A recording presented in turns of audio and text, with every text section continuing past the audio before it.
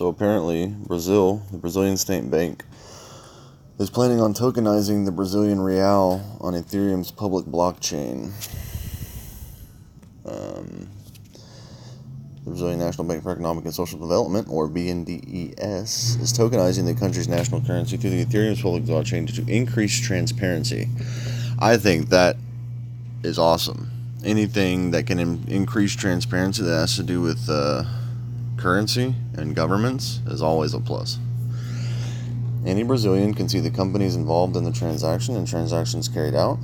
Critical information will not be stored in a database within the BNDES, within the Brazilian National Bank for Economic and Social Development. It'll be spread out. They'll be public in the blockchain. Susana Maranhão, a member of the BNDES token team, says according to a rough translation, borrowers from State Development Bank and those giving grants will receive ERC20 Ethereum tokens called BNDES token, each fixed at the value of $1. Kind of like Tether, with the token being redeemable at will at the state bank. So it's like Tether run by a bank. There's an opportunity cost between receipt and redemption, but we are estimating this cost will be less than the current cost between request for release, verification of conditions for release, and transfer to the customer with subsequent payment to the supplier. Vanessa Almeida at BNDE Assistant Development Manager told local media before adding, in addition, the release into tokens will facilitate the accountability of clients to the BNDES, which may more than offset this cost. All this needs to be measured with real data, so it is important to make proof of concept with customers who see value in the proposal, as has been the case of Espírito Santo, a southeastern Brazilian state. This is a proof of concept project lasting until May this year, arising from an internal bank innovation contest held in 2017, which had 335 ideas presented.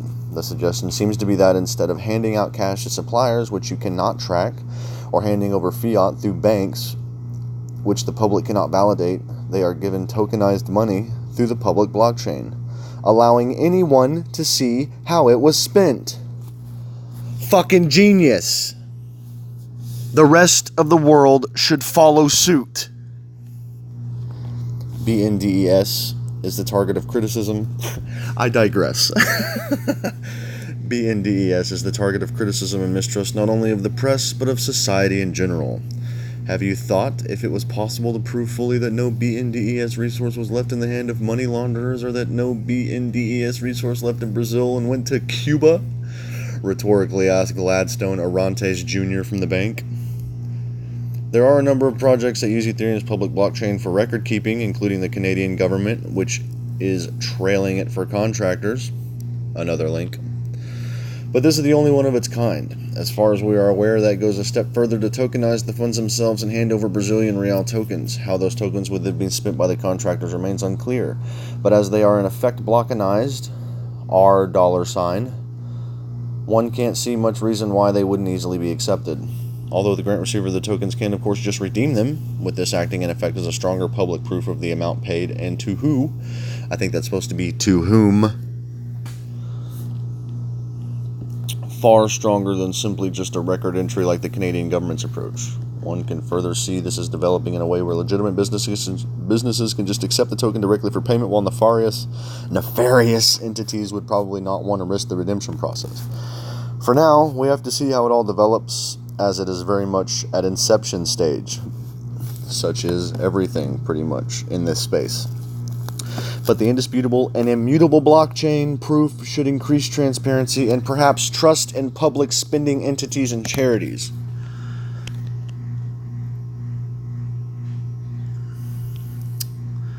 The Brazilian National Bank for Economic and Social Development is tokenizing the Brazilian real in a pilot project. They are hoping to increase transparency and reduce corruption.